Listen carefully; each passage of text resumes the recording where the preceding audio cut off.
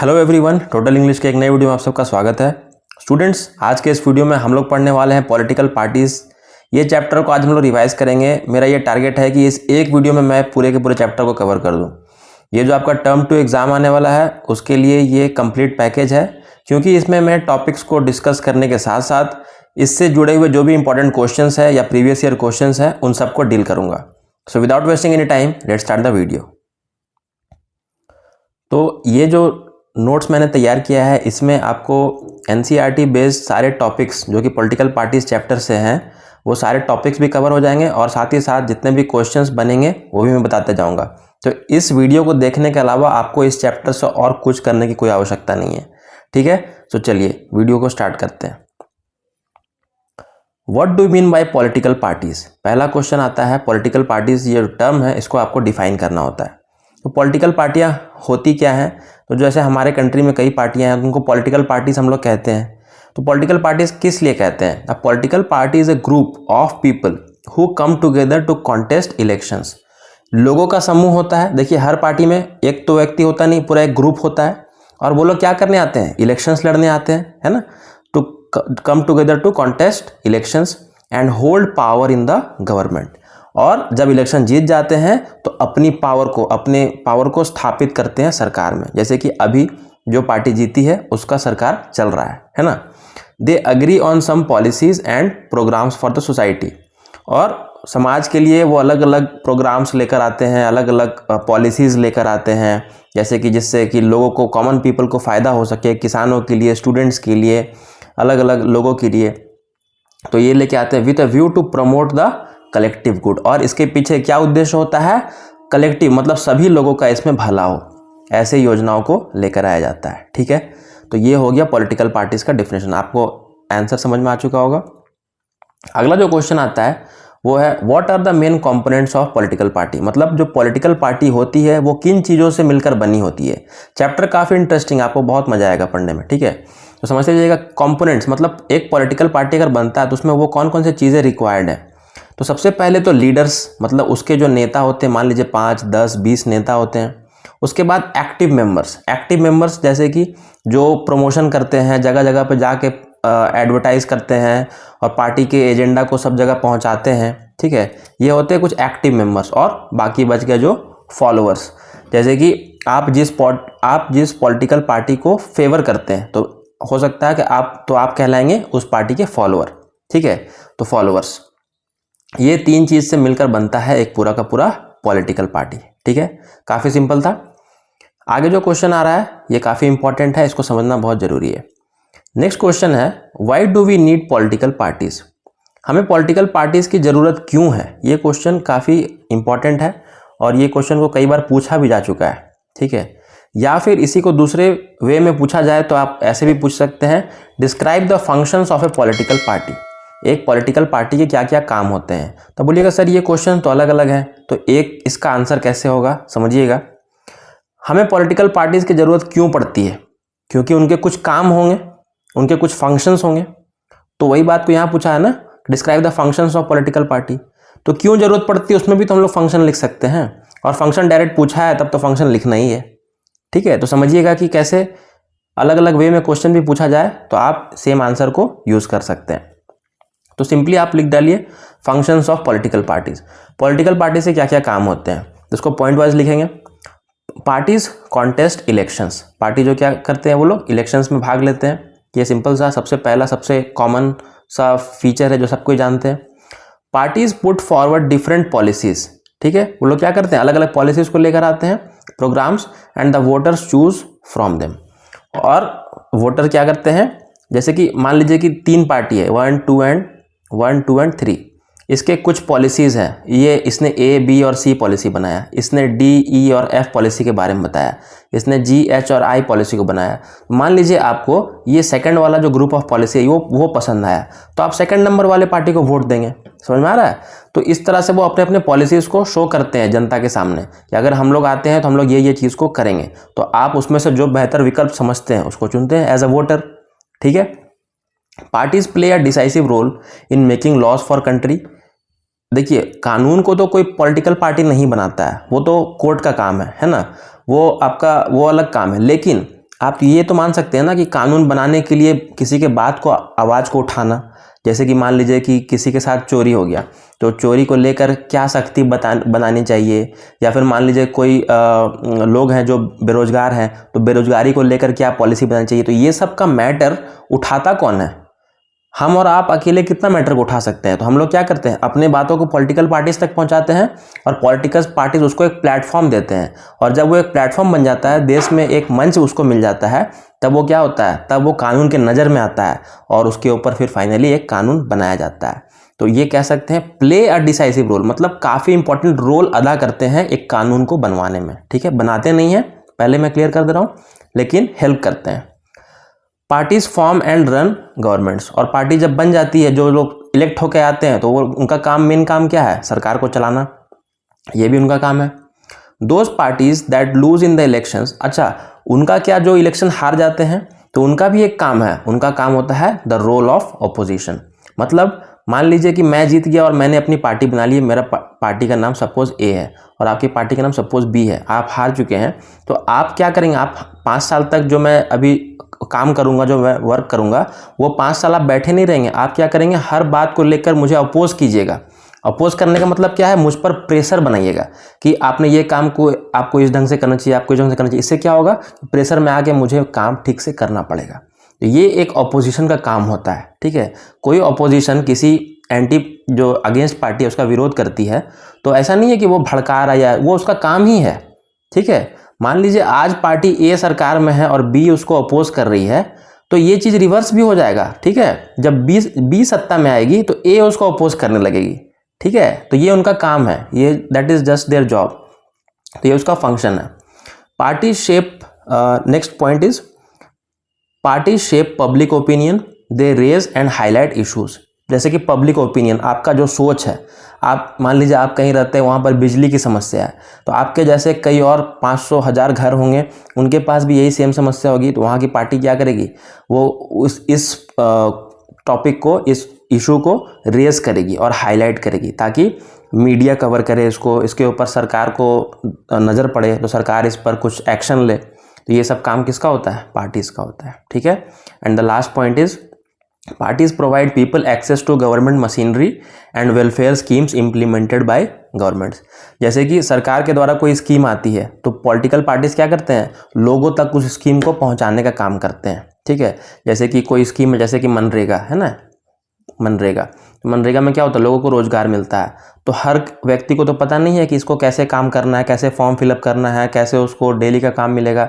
तो political parties घर घर जाके उन्हें इस बात को अवगत कराती है कि आपको अगर ये काम आता है तो आप इसके तहत आपको डेली का वेजेस मिलेगा, आपको तनख्वाह मिलेगा। तो इस तरह से पार्टी लोगों को अवेयर करते हैं। ठीक है, तो आप फंक्शंस पूछा जाए तो इन 7 फंक्शंस को आप अच्छे से पढ़ लें। इसमें से अगर आप 5 भी लिखते हैं तो 5 मार्क्स का भी आता है, so you can easily get 5 marks. लेकिन 7 इसको पढ़ के रखिए, 7 पॉइंट्स को। Next question, how many political party should a country have. ये काफ़ी इंटरेस्टिंग क्वेश्चन है। एक देश में कितनी पॉलिटिकल पार्टीज होनी चाहिए। ठीक है, या फिर इसको थोड़ा स्टेटमेंट वे में पूछा जाए, क्योंकि कुछ क्वेश्चन स्टेटमेंट तरीके से भी आता है। No system is ideal for all countries and all situations, explain. ये लाइन एनसीईआरटी का लाइन है। ठीक है, और ये क्वेश्चन आ भी चुका है पहले भी, तो इस टाइप के क्वेश्चंस को पूछा जाता है स्टेटमेंट वाला, इसलिए मैंने इसको पिक किया है। No system is ideal for all countries and all situation. कोई भी सिस्टम, मतलब सिस्टम का मतलब पार्टी का सिस्टम, वो आइडियल नहीं है हर कंट्री या हर सिचुएशन के लिए। कहने का मतलब समझिएगा, तो इसको मैं अभी समझाऊंगा। और ये क्वेश्चन बोल रहा है how many political party should a country have. अब फिर आपको लग रहा होगा कि सर ये दोनों क्वेश्चन तो बिल्कुल अलग लग रहे हैं, तो सेम आंसर कैसे होगा। आंसर सेम होगा, कैसे होगा मैं बताता हूँ। पूछा जा रहा है कि एक देश में पॉलिटिकल कितनी पार्टीज होनी चाहिए। अब मान लीजिए कि इंडिया है, इंडिया में बहुत सारे पॉलिटिकल पार्टीज है, 700 से भी ज़्यादा पॉलिटिकल पार्टीज है। ठीक है, तो इसका मतलब क्या हुआ, हर देश में 700 पॉलिटिकल पार्टीज होनी चाहिए? नहीं, ऐसा नहीं है। हो सकता है श्रीलंका में 5 पॉलिटिकल पार्टी से ही काम चल जाए, हो सकता है यूएसए में 2 पॉलिटिकल पार्टी से ही काम चल जाए। तो अगर ये पूछा जाए कि एक कंट्री में कितने पॉलिटिकल पार्टीज होने चाहिए, तो क्या आप इसका एक डिफरेंट आंसर दे पाएंगे? नहीं दे पाएंगे, इसलिए ऐसा ट्रिकी क्वेश्चन पूछा गया है। ठीक है, तो उसी स्टेटमेंट को यहाँ कह दिया, यहाँ तो आंसर लिख दिया और बोल रहा है स्टेटमेंट को एक्सप्लेन करो। No system is ideal for all country, मतलब एक सिस्टम अगर मैं बनाता हूँ तो उसको हर देश या हर सिचुएशन में मैं अप्लाई नहीं कर सकता हूँ, ठीक है। इसको आपको समझाना है। कैसे समझाएंगे? तो समझिए, party system is not something any country can choose. एक देश में कितनी पार्टी हो वो देश इतनी आसानी से नहीं चुन सकता है कि आज से इंडिया में 5 पार्टी रहेगा, कल से 2 पार्टी रहेगा, ऐसा नहीं चुन सकता है। उसके पीछे एक रीज़न है, it evolves over a long time. एक दिन में तो पार्टियां बनी नहीं। कांग्रेस पार्टी है, आज़ादी के पहले से है, उसके बाद धीरे धीरे आंदोलन बनते गए तो और भी पार्टियां बनती गई। तो जैसा जैसा ज़रूरत महसूस हुआ वैसे वैसे पॉलिटिकल पार्टीज बनी। तो इसका मतलब क्या हुआ? According to the need political parties emerge. तो हर देश का नीड क्या सेम होता है क्या? नहीं ना, हर देश का प्रॉब्लम भी तो अलग होता है, नीड भी तो अलग होता है। तो उस हिसाब से पॉलिटिकल पार्टियां भी तो अलग अलग होंगी, नंबर्स में पाई जाएंगी। ये इस क्वेश्चन का मतलब है, समझ में आ रहा है? Depending on the nature of society, it's social and regional divisions, it's history of politics and it's system of elections. ठीक है, हर जगह में ये समाज का नेचर अलग है। जैसे भारत के लोग सोचते हैं कि अमेरिका के लोग सोचते हैं, नहीं, सोचने का तरीका अलग है। तो जैसा तरीका रहेगा वैसा लोगों को वो लोग चुन के लाएंगे। ठीक है, सोशल एंड रीजनल डिवीज़न, क्या यहाँ पर जितनी भाषाएं हैं, जितने तरह के डिविजन्स हैं, जितने तरह के वेराइटीज़ हैं, डाइवर्सिटी है, क्या और कोई किसी देश में है? नहीं। तो इस तरह से पॉलिटिकल पार्टीज का जन्म होता है। तो पॉलिटिकल पार्टीज कोई शौक से नहीं बनाता है, किसी ज़रूरत को पूरा करने के लिए बनाता है। ठीक है, तो each country develops a party system that is conditioned bye it's special circumstances. उस कंट्री के साथ कुछ ऐसा हुआ होगा, घटना घटा होगा, जिसके चलते पार्टियां को बनाना पड़ा होगा। ठीक है, तो for example, if India has evolve a multi party system, it is because the social geographical diversity in such a large country is not easy. India के पास multi party system, multi party मतलब वैसे party system जिसमें कि ढेर सारी पार्टियां हों। तो ऐसा क्यों? क्योंकि यहाँ का जो समाज है, यहाँ का जो ज्योग्राफिकल डाइवर्सिटी है वो बहुत लार्ज है, बहुत वास्ट है। एक दो पार्टी मिलकर सबको नहीं संभाल पाएगा। ठीक है, तो एब्जॉर्ब बाई, देखिए, एब्जॉर्ब बाई 2 और even 3 parties, therefore no system is ideal for all countries and situation. Last में इस स्टेटमेंट को हमने प्रूव कर दिया। इसलिए हम कह सकते हैं कि कोई भी एक सिस्टम का मतलब यहाँ 3 सिस्टम है। एक होता है सिंगल पार्टी सिस्टम, एक होता है जिसमें 2 पार्टी रहता है, और एक होता है जिसमें अनेक पार्टी रहता है, जिसको मल्टी पार्टी कहते हैं। तो ये तीनों सिस्टम आप नहीं कह सकते हैं कि हर देश के लिए एप्लीकेबल है। इसमें से कौन देश का क्या कंडीशन है उसके हिसाब से वो इसको टिक करता है। ठीक है, समझ में आ गया? तो ये क्वेश्चन आएगा तो आप इसको इस तरह से आंसर कर सकते हैं कि जो ढंग से मैंने अभी आपको बताया। अब देखिए, कुछ डेफिनेशन यहाँ पर इंपॉर्टेंट है। यहाँ पर कुछ डेफिनेशन के बारे में हमने चर्चा भी की और कुछ हमने अभी करना है। जैसे कि डिफाइन 1 पार्टी सिस्टम क्या होता है, 2 पार्टी सिस्टम क्या होता है, मल्टी पार्टी सिस्टम क्या होता है। थोड़ा बहुत समझ लीजिए, एग्जाम्पल के साथ लिख दीजिएगा। ये सब 2 मार्क्स का आ सकता है maybe. So 1 party system क्या है? If in a country only 1 party is allowed to control and run the government, this is called 1 party system. अगर किसी देश में सिर्फ एक पार्टी को परमिशन दी गई है कि वही अपना सरकार बनाएगा तो उसको कहते हैं 1 पार्टी सिस्टम। थोड़ा अजीब लगता है, अजीब तो है ही। अगर एक पार्टी ही होगा तो कई तरह के वो गलत काम को भी करेगा तो लोगों को बर्दाश्त करना पड़ेगा। ठीक है, तो ऐसा इसका बेस्ट एग्जांपल है चाइना। ठीक है, वहाँ पर सिर्फ एक पार्टी है और वहाँ पर कोई पार्टी रूल नहीं करता है। 2 पार्टी सिस्टम क्या है? When power usually changes between 2 main parties.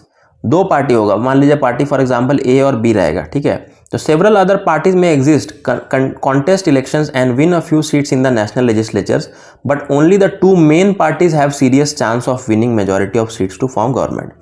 भले ही XYZ छोटे मोटी पार्टियां वहाँ पे रोज बन रही होगी, रोज टूट रही होंगी, लेकिन जो ए और बी है इसको जनता पर इतना पकड़ है, इतना इसको इन्होंने अपने आप को बना के रखा है कि या तो ए जीतेगा या तो बी जीतेगा, यही वहाँ पर कन्फर्म रहता है। ठीक है, जैसे कि United states of America, USA में आप देखिएगा तो 2 प्रेसिडेंट्स हमेशा आपस में टकराते हैं, जिसमें से एक ठो को चुना जाता है। वही हाल UK में भी है, यूनाइटेड किंगडम में भी है। ठीक है, तो 1 पार्टी सिस्टम समझ में आ गया, 2 पार्टी सिस्टम समझ में आ गया। मल्टी पार्टी सिस्टम तो इंडिया का ही है, तो उसमें ज़्यादा और दिक्कत नहीं होगी, बहुत सिंपल है। देखिए, multi party system, if several parties compete for power and more than 2 parties have a reasonable chance of coming to power. बहुत सारे पार्टियां पावर के लिए, मतलब सत्ता के लिए, सरकार में आने के लिए लड़ रही हैं और चांस है कि 2 से अधिक पार्टी भी आ जाए। ठीक है, कैसे आएगा अभी बताते हैं। Coming to power either on their own strength और in alliance, we call it a multi party system. कई बार अपने दम पर भी सरकार बना लेता है, कई बार जब अपने दम पर वो उतने सीट्स नहीं ले पाता है तब वहाँ पर अलायंस का जरूरत पड़ता है। यही हमारा नेक्स्ट पॉइंट भी है, अलायंस। इसको भी मैं साथ में समझा दे रहा हूँ। देखिए समझिए सिचुएशन को बहुत इजी ढंग से। मान लीजिए कि टोटल 300 सीट्स है किसी देश में, ठीक है, मल्टी पार्टी सिस्टम को समझा रहा हूँ। 300 सीट्स है, ठीक है, इसमें किसी को सरकार बनाना है तो उसमें 151 सीट लाना है, ठीक है, 50% से थोड़ा सा ज़्यादा 151 सीट लाना है। मान लीजिए पार्टी ए है, पार्टी बी है और सी है, ठीक है। तो पार्टी ए के पास 70 सीट्स हैं, बी के पास 50 सीट्स हैं, ठीक है, और सी के पास 30 सीट्स हैं, ठीक है। और भी कई पार्टी, क्योंकि मल्टी पार्टी है तो डी ई एफ ऐसे कर करके बहुत सारे पार्टी होंगे, 5 सीट 10 सीट 15 सीट ऐसे कर करके सबको मिला होगा, ठीक है। तो मान लीजिए अब ऐसा सिनेरियो हो जाए कि किसी को भी कन्फर्मेशन यहाँ नहीं मिल पा रहा, 151 सीट नहीं आ पा रहा, तो क्या करेंगे ये लोग आपस में मिल जाएंगे। आओ भाई हम लोग सब मिल के सरकार बनाते हैं। तो ए प्लस बी प्लस सी मिल के सरकार बना देगा। तो जोड़ दीजिए 70 प्लस 50 प्लस 30, ठीक है। तो 70 प्लस 50 हो गया 20 और 30 हो गया 150। मान लीजिए एक सीट और घटा तो बोला डी आ जाओ तुम भी हमारे साथ, ठीक है। तो ये सब मिलके पार्टी बना दिया, ए प्लस सी प्लस डी। तो इससे क्या हुआ, इसको कहते हैं अलायंस। अलायंस मतलब एक ग्रुपिंग कर दिया आपने, ठीक है। इसको ही अलायंस या फिर फ्रंट कहते हैं, ठीक है। जब एक आदमी से नहीं होता है तो सभी लोग मिलकर सरकार को बनाते हैं। इसको कोलिशन गवर्नमेंट भी कहते हैं, हम लोग पहले भी इसको पढ़ चुके हैं, ठीक है। तो इसी को ही अलायंस कहते हैं, ठीक है। मल्टी पार्टी सिस्टम में ही ऐसा हो सकता है, वन पार्टी सिस्टम या टू पार्टी सिस्टम में ऐसा पॉसिबल नहीं है, ठीक है। तो या तो अपने स्ट्रेंथ में कोई बनाया जैसे, या फिर अलायंस। समझ में आ गया। तो multi party system often appears very messy and leads to political instability. कई बार काफ़ी मेसी हो जाता है, मतलब इतना हिचपिच हो जाता है कि समझ में नहीं आता क्या हो रहा है, और इंस्टेबिलिटी भी आ जाता है, मतलब उथल पुथल हो जाता है, जैसे कि इंडिया में कई बार ऐसा देखने को मिला है। अलायंस का मतलब मैंने समझा दिया, ठीक है। इसको एक बार रीड कर लीजिएगा। पार्टीशनशिप क्या होता है, देखिए पार्टीशनशिप 2 मार्क्स का ये भी पूछ सकता है डेफिनेशन में, कि parties reflect fundamental political division in society. Her party का एक सोच होता है, एक नेतृत्व होता है, वो उस हिसाब से वर्क करता है ना। तो parties are about a part of society that does involve partisanship, और इसे ही पार्टीशनशिप कहते हैं। मान लीजिए कि समाज में 5 तरह के कम्युनिटीज़ हैं, 5 तरह के लोग ग्रुप में रहते हैं, A B C D E. आप ए कम्युनिटी से बिलोंग करते हैं, आपका फ्रेंड बी से बिलोंग करता है, आपका फ्रेंड का फ्रेंड सी से बिलोंग करता है, इस तरह से अलग अलग बिलोंग करता है। और 5 पार्टियां भी हैं, ठीक है, 1 2 3 4 5। क्योंकि आप ए से बिलोंग करते हैं तो 1 जो पार्टी है वो आपकी बातों को हमेशा रखता है, तो आपको हमेशा 1 पार्टी ही पसंद आता है, ठीक है। बी को हमेशा पार्टी 2 ही पसंद आता है। तो इससे क्या होगा, एक तरह का अलगाववाद नहीं हो रहा है, अलग अलग नहीं लग रहा है कि जो इसको वही पसंद कर रहा है, इसको वही पसंद कर रहा है, हम लोग अलग अलग थोड़ा फील करने लग रहे हैं। एक तरह का पार्टीशन यहाँ हो जा रहा है, ठीक है। इसे ही कहते हैं पार्टीशनशिप। Thus a party is known by which part it stands for, which policies it supports and whose interest it uphold। मतलब वो किन तरह के लोगों को सपोर्ट करता है, किन तरह के लोगों को ज़्यादा वैल्यू देता है। जैसे कि और अच्छा से इसको समझना हो, मान लीजिए कोई पार्टी है जो ऊंचे कास्ट के लोगों को सपोर्ट करता है, कोई पार्टी है जो लोअर कास्ट के लोगों को सपोर्ट करता है। तो अगर आप लोअर कास्ट के हैं तो आपको बेटर लगेगा कौन, जो लोअर कास्ट को सपोर्ट कर रहा है, क्योंकि उसमें आपका फ़ायदा है। मुझे मान लीजिए कि मैं अपर कास्ट से हूँ तो मुझे वो अपर कास्ट वाला पसंद आया क्योंकि उसमें मेरा फायदा है। तो इसमें क्या होगा, हम में अलगाव हो जाएगा ना, डिफरेंसेस क्रिएट होंगे। इसे ही कहते हैं पार्टीशनशिप, ठीक है। तो ये हो गया पार्टीशनशिप। अब आते हैं हम लोग नेशनल पार्टीज, ठीक है। नेशनल पार्टीज क्या होता है, नेशनल पार्टीज और एक होता है स्टेट पार्टी, जिसको रीजनल पार्टी भी बोलते हैं। तो नेशनल पार्टी और रीजनल पार्टी में क्या अंतर होता है ये पूछा जाता है, difference between national party and state party. तो देखिए इसका एक क्राइटेरिया होता है, किसी को भी हम लोग स्टेट पार्टी नहीं बोल सकते, किसी को भी नेशनल पार्टी नहीं बोल सकते, उसके पीछे एक रीज़न होता है। स्टेट पार्टी अगर आपको बनना है, ठीक है, तो उसके पीछे क्या कंडीशन है, a party that secure at least 6% of total vote. जितना वोट था उसका 6% आपका आना चाहिए in an election to the legislative assembly of a state. State का जो इलेक्शन होगा उसमें 6% वोट आपको एटलीस्ट लाना पड़ेगा। एंड विंस एटलीस्ट 2 सीट्स, और कम से कम उसमें से 2 सीट को जीतना पड़ेगा, ठीक है, तब आपको स्टेट पार्टी का दर्जा मिलेगा। अगर आप इन दोनों में से कोई भी काम नहीं कर पाएंगे तब आपको रिकॉग्निशन नहीं मिलेगा, ठीक है। उसी तरह नेशनल पार्टी बनने के लिए आपको क्या होगा, वहाँ पर भी आपको जो लोकसभा इलेक्शन होगा उसमें भी कम से कम 6% ऑफ टोटल वोट्स लेकर आना है, ठीक है। और इन 4 स्टेट्स और assembly in 4 states and win at least 4 seats. कम से कम 4 स्टेट में आपको, एक जगह नहीं 4 जगह में आपको 6% ये लेके आना है और कम से कम 4 सीट भी जीतना है। ये 2 क्राइटेरिया अगर आप फुलफिल करते हैं तब आपको एक राष्ट्रीय पार्टी, नेशनल पार्टी का दर्जा मिलेगा। तो हमें पढ़ना है नेशनल पार्टी के बारे में भी और स्टेट पार्टी के बारे में भी। हालांकि दोनों इंपॉर्टेंट है, लेकिन हमें यह समझना है कि किससे किस टाइप का क्वेश्चन पूछा जाता है, ठीक है। तो पहले हम लोग नेशनल पार्टी को देखते हैं। नेशनल पार्टी में सबसे पहले आता है all India Trinamool Congress, AITC, ठीक है। इसको अल्फ़ाबेटिकली सजाया गया है। तो सबसे पहले ए से आता है ऑल इंडिया तृणमूल कांग्रेस। तो इसमें क्या है, ये पार्टी की लीडर कौन है, ममता बनर्जी, आपको पता होगा। ये वेस्ट बंगाल में ज़्यादा एक्टिव है ना। और ये लॉन्च हुआ था 1 जनवरी 1998। तो लॉन्च का डेट, जितने भी पार्टी को हम लोग को पढ़ना है बुक में, उसका कब वो शुरू हुआ, उसके किसने उसको बनाया, अच्छा उसको नेशनल पार्टी का रिकॉग्निशन कब मिला, पार्टी का सिंबल क्या है, ये सब चीज़ को थोड़ा आप देख लीजिएगा। तो यही सब पूछता है और इसमें कुछ खास पूछने का लायक है ही नहीं। इसमें याद करने वाला चीज़ है, इसमें कुछ समझने वाला चीज़ ऐसा नहीं कि कॉन्सेप्चुअल है कि इसमें बहुत ट्रिकी है, सर समझ में नहीं आ रहा है, ठीक है।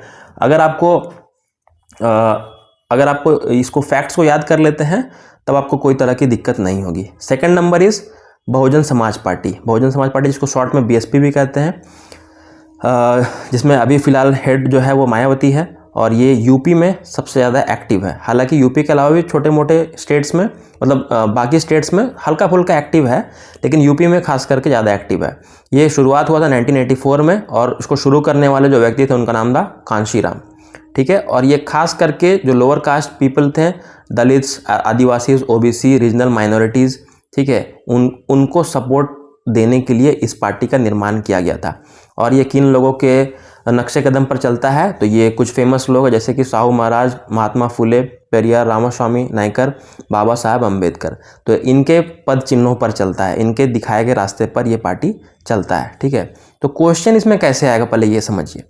क्वेश्चन 2 ढंग से आता है। पहले तो डायरेक्ट पूछता है कि बहुजन समाजवादी पार्टी के बारे में लिखिए, तो आपको लिखना होगा। दूसरा तरीका क्या है, इसमें से कोई एक पॉइंट के बारे में पूछ देगा क्वेश्चन में, वो कौन सी पार्टी है जो बाबा साहब अम्बेडकर के रास्ते पर चलती है, उसके बारे में थोड़ा एक्सप्लेन करें, ठीक है। तो आप समझ जाएंगे कि BSP की बात हो रही है, तो आप BSP का 2-3 पॉइंट लिख दीजिएगा, बात खत्म, ठीक है। तो इस तरह से यही 2 तरीका है क्वेश्चन पूछने का, और क्वेश्चन पूछा जाता है इसलिए पार्टी के बारे में आपको पढ़ना पड़ेगा। नेक्स्ट आता है BJP, भारतीय जनता पार्टी। बहुत फेमस है, सबको पता है। फाउंडेड इन 1980 और पहले भारतीय जनसंघ के नाम से जाना जाता था इसको, मतलब भारतीय जनता पार्टी बनने के पहले, जो कि श्यामा प्रसाद मुखर्जी के द्वारा बनाया गया था 1951 में। उसी का समझ सकते हैं एक मॉडर्न रूप, आगे चल के इसका नाम बन गया BJP, भारतीय जनता पार्टी। ये दीनदयाल उपाध्याय के उद्देश्यों पर चलती है, पद चिन्हों पर चलती है। ये कल्चरल नेशनलिज्म या फिर हिंदुत्व की बात को ज़्यादा बेहतर सपोर्ट करती है। इनका उद्देश्य है कि हमारे देश का एक अभिन्न हिस्सा है जम्मू कश्मीर, जिसको इंटीग्रेशन मतलब अपने देश में मिलाने के लिए ये लोग एड़ी चोटी करते हैं। हालांकि अब इसको आर्टिकल 370 को रिमूव करके इस बात को फुलफिल किया जा चुका है। Jammu Kashmir is now a part of India, क्योंकि BJP अभी सेंटर में है, वही केंद्र में है और उसने इस काम को पूरा कर लिया है। और एक यूनिफॉर्म सिविल कोड, ये समझने के बाद क्या है, यूनिफॉर्म सिविल कोड क्या होता है, मतलब पूरे देश में, ठीक है, पूरे कंट्री में एक कानून सबके लिए अप्लाई हो सके, इसी को कहते हैं यूनिफॉर्म सिविल कोड। होता क्या है कि कानून अलग अलग रिलीजन के हिसाब से अलग अलग बढ़ जाता है, तो इससे क्या होगा, किसी को ये ना फील हो कि मेरे साथ भेदभाव हो, इसलिए यूनिफॉर्म सिविल कोड को अप्लाई, जिस पे की अभी चर्चा चल रही है हाल फिलहाल के दिनों में। लेट्स सी आने वाले दिनों में ये लागू हो पाता है या नहीं, तो इस पर भी वो लोग करते हैं, ठीक है। BJP के ऊपर मैंने देखा कि 1-2 बार क्वेश्चन पूछा जा चुका है, तो थोड़ा इस पर फोकस रखिएगा। इसके पीछे 2-3 रीज़न है कि सबसे ज़्यादा इन्फॉर्मेशन NCERT बुक में अगर किसी पार्टी के बारे में दिया हुआ है तो वो BJP है, सबसे ज़्यादा बड़ा देखिएगा पोर्शन इसमें दिया हुआ है। तो जो पोर्शन ज़्यादा कवर किया जाता है NCERT के द्वारा, वो थोड़ा इंपॉर्टेंट हो जाता है। दूसरा कि ये अभी पार्टी रूलिंग है, सेंटर में भी यही है, पूरे देश में अभी यही फैला हुआ है BJP, इसलिए भी ये जो देखिए थोड़ा करंट रहता है ना, जो अभी फिलहाल चल रहा है उस पर ज़्यादा ध्यान दिया जाता है, ठीक है। तो ये 2 कारण है कि ये थोड़ा आपको बेहतर ढंग से इसको देखना होगा, ठीक है। और भी कुछ पॉइंट्स हैं, जैसे कि 2019 इलेक्शन में सबसे ज़्यादा सीट्स लाने वाले जो थे 303 सीट्स लाए थे इन्होंने, ठीक है। और 1990s के बाद इनका जो दबदबा है, जो कह सकते हैं पूरे कंट्री में जो स्प्रेड है, वो बढ़ने लगा, ठीक है। तो इस तरह से आप सभी पार्टीज़ के बारे में पढ़ सकते हैं। देखिए बाकी पार्टियों के बारे में दिया हुआ है लेकिन बहुत शॉर्ट में दिया हुआ है, ठीक है। Communist party of India, CPI। जो CPI क्या था, 1925 में फॉर्मेशन आपको याद रखना है। किसके पद चिन्हों पर चलता है, तो मार्क्सिस्ट, लेनिज्म, सेक्युलरिज्म, डेमोक्रेसी, इन सब सिद्धांतों को आपको इनको डिफाइन नहीं करना है, पहले मैं बता दे रहा हूँ, बस आपको नाम याद रखना है क्या क्या चीज़ पर है, ठीक है। अभी मैं इस पर डीप में इसलिए नहीं जा रहा हूँ क्योंकि अभी हमें सब रिवाइज करना है, ठीक है। फुर्सत में अगर रहेगा तभी इसको हम लोग समझेंगे, ठीक है। क्लास 11 में अगर हम लोग अगर आप आर्ट्स लेते हैं तो मैं आपको SST कराऊंगा बेहतर ढंग से। अगर आप आर्ट्स के अलावा कुछ भी लेते हैं, जैसे साइंस या कॉमर्स लेते हैं, then also you can watch my channel because of English तो मैं कराऊंगा ही कराऊंगा। तो इंग्लिश तो सबके लिए है, चाहे वो साइंस हो, चाहे वो कॉमर्स हो, चाहे वो आर्ट्स हो, ठीक है। तो कोई नहीं, तो इन सिद्धांतों को वो फॉलो करता है और इन सिद्धांतों को वो अपोज करता है। कोई भी क्वेश्चन पूछा सकता है, वो कौन सी पार्टी है जो इन सिद्धांतों को अपोज करता है, या वो कौन सी पार्टी है जो इन सिद्धांतों को फॉलो करता है। समझ में आ रहा है ना कैसे क्वेश्चन बनेगा, ठीक है। और इस पार्टी का बंटवारा हो गया था 1964 में, मतलब विभाजन हो गया था। जैसे पार्टी के मान लीजिए 10 सदस्य है, 5 सदस्य का सोच अलग है, 5 का सोच अलग है, तो वो क्या बोलेंगे, आप लोग अलग पार्टी बना लीजिए। तो वैसे ही CPI से निकल कर एक और पार्टी बनी जिसका नाम था CPIM, वो भी CPIM, जिसको M से मतलब मार्क्सिस्ट होता है, ठीक है। तो ये जो अगला पार्टी है उसका नाम भी वही है, मतलब सेम है, इसी को हम लोग को आगे भी पढ़ना है। तो ये 1964 में बना, देखिए क्योंकि ये 1964 में इससे अलग हो गया, CPI से अलग हो गया, तो इसका एक अपना अस्तित्व है 1964 में, जो कि आपका मार्क्सिस्ट को लेकर आया, ठीक है। कौन कौन से स्टेट्स में ये सब एक्टिव है, थोड़ा स्टेट्स का नाम आप लोग लिख दीजिएगा, केरला, वेस्ट बंगाल, ठीक है। यहाँ पर भी देख सकते हैं वेस्ट बंगाल में ये 34 साल तक पावर में एक समय तक रहा था। हालांकि अब इसका जो दबदबा है पहले के मुकाबले काफ़ी कम होता जा रहा है। देखिए यहाँ पर लिखा भी हुआ बुक में, it's support base had gradually decline over the years. आने वाले सालों में, बीते सालों में इसका दबदबा घटता जा रहा है। उसी में से एक और पार्टी जिसका दबदबा घटता जा रहा है, जिसका नाम है इंडियन नेशनल कांग्रेस। काफ़ी फेमस पार्टी है और एक टाइम पे तो कुछ ज़्यादा ही फेमस था, बट अभी वैसा परफॉर्मेंस नहीं दे पा रहा because of many reasons. Popularly known as सिर्फ कांग्रेस पार्टी के नाम से जानते थे, फुल नेम होता है इंडियन नेशनल कांग्रेस। बना था 1885 में, one of the oldest parties of the world. सोचिए कितना पुराना, आज़ादी के पहले ही था, जब हम लोग फ्रीडम फाइट कर रहे थे, स्ट्रगल कर रहे थे, तभी ये फॉर्म हुआ था, ठीक है। और काफ़ी डोमिनेंट रोल रहा इंडिया की पॉलिटिक्स को, ठीक है, नेशनल लेवल हो चाहे स्टेट लेवल हो, सब जगह बहुत साल तक, क्योंकि ये सत्ता में बहुत रह चुका है, तो इसका इम्पैक्ट पूरे भारतीय राजनीति पर देखने को मिला। और शुरुआत लीडरशिप जवाहरलाल नेहरू के अंदर में हुई थी आज़ादी के बाद से, तब इन्होंने काफ़ी मॉडर्न, सेकुलर और डेमोक्रेटिक रिपब्लिक इंडिया में अपना छाप छोड़ा, ठीक है। उसी के वही कंटिन्यू हो रहा है यहाँ पर, कांग्रेस वाला ही पॉइंट है। इसमें क्या दिया हुआ है, ये पार्टी सेंटर में 1947 के बाद जब हम लोग आज़ाद हुए, उसके बाद से जब इलेक्शंस हुए, तब से ये 1977 तक लगातार रहा, फिर 80 से 89 तक फिर इतना साल रहा। मतलब आप देख सकते हैं कितने सालों तक कांग्रेस ने इंडिया पे शासन किया। हालांकि अभी ये शासन से बाहर है और इसकी एक अलायंस है, इसका नाम है UPA। अलायंस का मतलब मैंने बताया, जब एक पार्टी के साथ दूसरे पार्टियां मिल जाती हैं, तो इसमें कांग्रेस प्लस बाकी छोटी छोटी पार्टियां भी मिलती हैं, जिसको UPA बोलते हैं। फुल फॉर्म भी पूछ सकता है, तो यहाँ पर लिखा हुआ है यूनाइटेड प्रोग्रेसिव अलायंस, ठीक है। अगला है NCP। तो NCP क्या है, NCP कुछ नहीं, कांग्रेस का ही एक टुकड़ा है, कांग्रेस से ही अलग हुआ। जैसे CPI से अलग हुआ CPIM, वैसे ही कांग्रेस से अलग हुआ NCP। इस तरह से याद रखिएगा, 2-2-4 तो आपको ऐसे ही याद हो जाएगा। 1999 में ये फॉर्म हो गया था, स्प्लिट हो गया था कांग्रेस में जब, तो और ये भी Gandhian, secularism, social justice, federalism की बातों पर चलता है, उनके पद चिन्हों पर चलता है, ठीक है। और ये कहाँ कहाँ पर ज़्यादा एक्टिव है देख सकते हैं, महाराष्ट्र में ज़्यादा एक्टिव है, और हल्का फुल्का मेघालय, मणिपुर, आसाम में भी इसका कुछ प्रभाव देखने को मिलता है। कोलिशन पार्टनर ये महाराष्ट्र में रह चुका है कांग्रेस के साथ, मतलब कांग्रेस के साथ मिलकर इसने सरकार बनाई। कोलिशन और अलायंस समझ में आता है, भाई हम लोग डील कर चुके हैं। What are the major challenges face by political, काफ़ी इंपॉर्टेंट क्वेश्चन आ रहा है, ठीक है।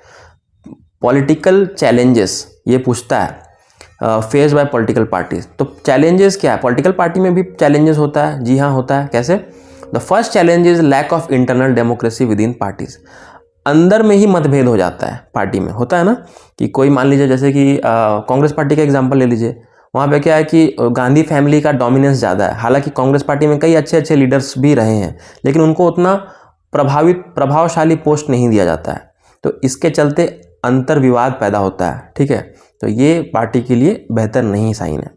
The second challenge is of dynastic succession. Dynastic succession मतलब वो अभी मंत्री है, उसका बेटा कल मंत्री होगा, उसका फिर बेटा का बेटा मंत्री होगा, ये डायनेस्टिक जैसा चलता है। तो ये तो मोनार्की वाला बात हो गया। डेमोक्रेसी में मोनार्की आप लोग क्यों घुसा रहे हैं? तो ये एक चैलेंज है, मतलब ये प्रॉब्लम से फेस करते हैं बहुत सी पॉलिटिकल पार्टीज, आपको पता ही होगा बहुत से स्टेट्स में ऐसा होता है, ठीक है। थर्ड चैलेंज है is about the growing role of money and muscle power in parties specially during election. Election के समय में भेदभाव काफ़ी हो जाता है। जो पावरफुल है पैसे से, ताकत से, वो सीट्स ले जाता है, वो टिकट अपने आप बल पर ले लेता है, ठीक है, वो चुनाव लड़ लेता है। और कई लोग ईमानदार भी होते हैं, काम भी करते हैं लोगों के लिए, लेकिन उन्हें टिकट्स नहीं मिल पाते चुनाव लड़ने के लिए, ये गलत बात है, ठीक है। चौथा चैलेंज क्या है? The fourth challenge is that often parties do not seem to offer a meaningful choice to voter. कई बार वो लोग उस कैंडिडेट्स को नहीं मौका देते हैं जो डिजर्विंग है, ठीक है, क्योंकि वही बात आप रीज़न दे सकते हैं, क्योंकि वो किसी मंत्री का बेटा होगा या फिर बहुत पैसे वाला होगा, तो ये सब कारण से डिजर्विंग लोग पीछे छूट जाते हैं। तो ये गलत है, पॉलिटिकल पार्टीज़ में ऐसा नहीं होना चाहिए। तो इसी का सुझाव अगर दिया जाए तो क्या स्टेप हम लोग लेंगे पॉलिटिकल पार्टीज़ को सुधारने के लिए, या फिर पहला क्वेश्चन आता है क्या स्टेप्स लिया गया, ठीक है। तो इसमें सबसे पहले लिखा है what are the steps taken to reform the political parties, can you give some suggestions. ये can you give some suggestion वाला पार्ट भी एनसीईआरटी से ही पिक करना है आपको, ठीक है। एनसीईआरटी में दो टाइप में दिया हुआ, पहले कि कौन कौन से कदम को ऑलरेडी उठाया जा चुका है और कौन कौन से सजेशन को रखा गया लेकिन पॉलिटिकल पार्टियां यहाँ पर इंप्लीमेंट नहीं कर रही हैं। तो आप उस पॉइंट को यहाँ डाल सकते हैं, जिसको मैंने दो पार्ट में बांट दिया, ठीक है। फर्स्ट पार्ट ये अप्लाई हो चुका है और ये सजेशंस अच्छे हैं लेकिन अप्लाई अभी तक नहीं किए गए हैं, ठीक है। तो देख लेते हैं क्या क्या चेंजेस किया गया है कि पार्टीज़ में भेदभाव ना हो सके, कोई प्रॉब्लम ना हो। पहला था कि constitution was amended to prevent elected MLAs and MPs from changing parties. और कॉन्स्टिट्यूशन में ये बदलाव किया गया कि जो एमपी और एमएलए होते हैं, जो इलेक्टेड होते हैं, वो अपनी पार्टी को चेंज नहीं कर सकते हैं। पार्टी चेंज करने का सिलसिला काफ़ी चलता है, आपको पता होगा, लेकिन जो चुनकर एमपी एमएलए हो जाते हैं इसको चेंज नहीं कर सकते हैं, ठीक है। इसको रोकने के लिए ऐसा किया गया, ठीक है। द सुप्रीम कोर्ट पास, दूसरा क्या था, an order to reduce the influence of money and criminals, ठीक है, कि जो ज़्यादा पैसे वाला है या ज़्यादा बड़ा अपराधी है वो सब चुनाव ना लड़ सके, तो इसके लिए उन्हें अब अपना लेखा जोखा देना पड़ता है चुनाव में टिकट लेने के पहले, लड़ने के पहले। क्या होता है, नाउ इट इज़ मैंडेटरी, अब ये कंपलसरी कर दिया गया। क्या किया गया है, for every candidate who contest election to file an affidavit giving details of his property and criminal cases. कि मान लीजिए कि मुझे चुनाव लड़ना है तो मेरी कितनी प्रॉपर्टी है, मेरा कितना इनकम है, उसका एफिडेविट करवा के क्रिमिनल केसेस मुझ पर कितने चल रहे हैं, उसका लेखा जोखा मुझे इलेक्शन कमीशन को दिखाना पड़ता है। इलेक्शन कमीशन कौन है, वो जो चुनाव करवाता है, इलेक्शन करवाता है, ठीक है। जिससे क्या होगा, ये चीज़ जनता के सामने आ जाता है, अच्छा इसके पास 10 करोड़ रुपए है, अच्छा इसने इतने क्रिमिनल केसेस हैं, तो आप एक्सपोज हो जाइएगा। तो ये एक किया गया ताकि जनता को समझ में आए कि किस पार्टी, मतलब किस लीडर को चुन रहे हैं, कितना सही है कितना गलत है। थर्ड है, election commission passed an order making it necessary for political parties to hold their organisation election and file their income tax return. ये नियम बनाया गया था कि उनको भी इनकम टैक्स रिटर्न देना होगा, ठीक है। तो इससे क्या होगा कि इनकम टैक्स आप कितना दीजिएगा, जितना आप कमाते हैं उसी हिसाब से न देंगे, तो जितना आप इनकम टैक्स दे रहे हो उससे आपका कमाई का अंदाजा लगता है। तो इससे आप कितना ईमानदारी से कमा रहे हैं या कितना आपने घपला किया, ये क्लियर हो जाता है, ठीक है। Suggestions to reform political parties, क्या क्या सजेशंस है जिसको अभी तक लागू नहीं किया गया है। A law should be made to regulate the internal affairs of political parties. अभी हमने कहा ना, इंटरनल अफेयर्स काफ़ी ज़्यादा उसमें हो जाता है, कॉन्फ्लिक्ट हो जाता है, उसको चेंज करने के लिए कुछ लॉ बनना चाहिए। It should be made compulsory for political party to maintain the register of its member to follow its own constitution. उनका एक अपना रूल बुक होता है कि हमारी पार्टी इस बात को फॉलो करेगी, ऐसे करेगी, तो उनको पहले तो खुद को रूल बुक को फॉलो करना चाहिए, है ना। तो इस बात को सुझाव दिया गया है। दूसरा, it should be made mandatory for political parties to give minimum number of tickets about 1/3 to women.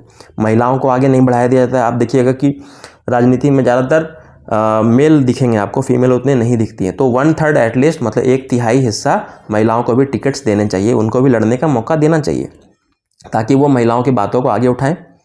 अगला है, there should be state funding of elections, government should give parties money to support their election expenses. कि सरकार के द्वारा खर्च को दिखाया जाना चाहिए, है ना, जो खर्च होता है इलेक्शन में। नहीं तो क्या होगा, खर्च अनाप शनाप होता है, पैसे के दम पे भी इलेक्शन को जीता जाता है, ये भी आपको पता चला होगा, सुनने में आता होगा ऐसा ऐसा न्यूज़।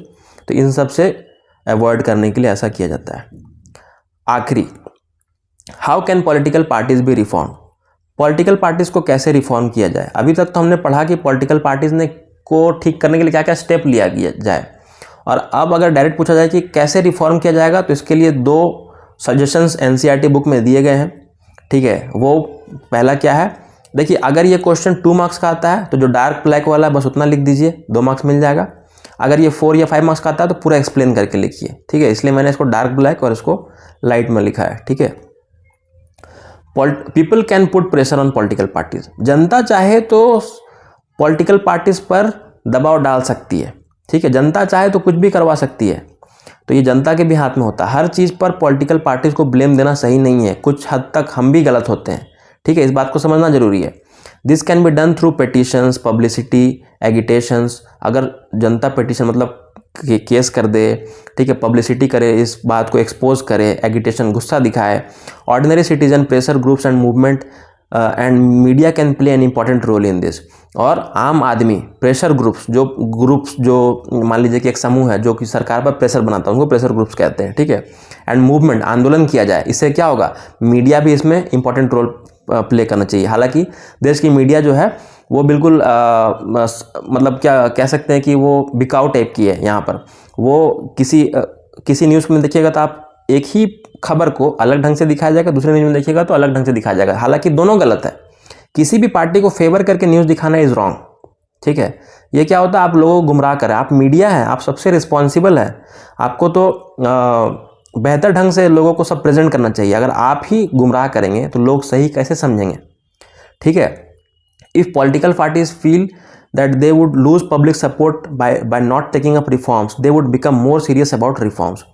पॉलिटिकल पार्टीज जब समझ में आ जाएगा कि जनता हर बात को लेकर उन्हें परेशान करने वाली है, गुस्सा होने वाली है या उनको सपोर्ट छीन लेगी, तब तो देखिए कोई भी पार्टी लोगों के दम पर ही ना बनती है। लोग ही अगर समर्थन नहीं करेंगे तो वो कितना बड़ा भी नेता क्यों ना हो, वो उसको एक दिन लोगों की बात को सुनना ही पड़ेगा। तो कहा जाता है ना कि कॉमन मैन में बहुत दम होता है, कॉमन मैन को यूनाइट होने की ज़रूरत है। ठीक है, ये बात हो जाता है। दूसरा पॉइंट है, political parties can improve if those who want this join political parties.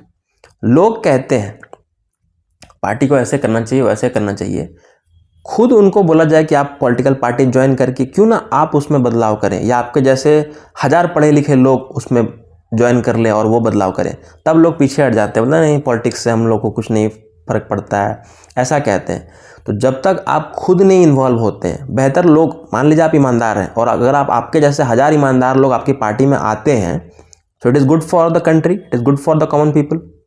ठीक है, the quality of democracy depends on the degree of public participant. Public कितना पार्टिसिपेट करता है इस पर भी डिपेंड करता है कि कैसा डेमोक्रेसी हमें मिल रहा है। क्या डेमोक्रेसी के नाम पर सिर्फ खोखलापन मिल रहा है या सही में डेमोक्रेसी मिल रहा है, ये इस पर डिपेंड करता है। It is difficult to reform politics if ordinary citizens do not take part in it. और अगर ऑर्डिनरी सिटीजन उसमें टेक पार्ट नहीं करेंगे तो रिफॉर्म लाना मतलब बदलाव लाना काफ़ी मुश्किल हो जाएगा। Simply criticise it from the outside. सिर्फ लोग क्या करते हैं, बाहर से ही क्रिटिसाइज करते हैं, ये गलत कर दिया, ये सही कर दिया, लेकिन कुछ खुद से नहीं करने चाहते हैं, ये गलती है। The problem of bad politics can be solve by more and better politics या पार्टिसिपेशन। ठीक है, और देखिए ये समझ में आ गया। और लास्ट में मैंने क्या किया, नेशनल पार्टी के बारे में हमने पढ़ा ना, अब जो स्टेट पार्टी था जिसको रीजनल पार्टी भी बोला जाता है, इसके बारे में आप देखिएगा ना तो एनसीईआरटी में एक फोटो दिया होगा, एक इंडिया का मैप बना होगा, उसमें ना स्टेट वाइज दिया होगा कि कौन से स्टेट में कौन सा पार्टी वहाँ पर है, जो कि वहाँ के स्टेट पार्टीज़ है, रीजनल पार्टीज़ है। तो इसमें पूछता क्या है, ये ज़्यादा से ज़्यादा 1 नंबर का पूछता है, सिर्फ यही पूछ देगा ना, इसमें से कोई भी एक नाम उठा देगा, जैसे कि all India United democratic front, पूछ देगा कि ये कौन से राज्य का पार्टी है, तो आपको बताना होगा। ठीक है, Jammu and Kashmir national conference, ये कौन से राज्य का पार्टी है, तो आपको लिखना पड़ेगा जम्मू एंड कश्मीर। बस ये 1 मार्क्स का पूछता है। ठीक है, या 2 मार्क्स का भी पूछ सकता है, 2 नाम दे देगा, दोनों को पूछ देगा। तो इसके लिए बेहतर ये होगा कि इसको आप पूरा अच्छे से देख लें। एनसीईआरटी बुक में भी आपको ये अच्छे से मिल जाएगा, तो मैंने बुक वाला ही स्नैप इसमें यहाँ पर कॉपी पेस्ट कर दिया, ताकि आप चाहें तो इसको पूरे अच्छे से पढ़ सकते हैं। तो उस पर एक बार बस नज़र डाल दीजिए, पूरा रटने की ज़रूरत नहीं, 2-3 बार देख लीजिएगा तो वहाँ पे आप समझ के आंसर कर दीजिएगा, ठीक है। तो ये कर लेने से चैप्टर से और कोई भी एक्स्ट्रा क्वेश्चन नहीं बनता है। इतना हम लोग कर लेते हैं तो पॉलिटिकल पार्टी से कोई क्वेश्चन छूटने का चांस ही नहीं है, ठीक है। सो स्टूडेंट्स, आई होप आपको ये चैप्टर अच्छा लगा हो, अच्छे से समझ में आया हो। अगर आपको ये वीडियो अच्छा लगा हो तो वीडियो को लाइक करें, फ्रेंड्स के साथ शेयर करें और चैनल को सब्सक्राइब करें। Thank you so much.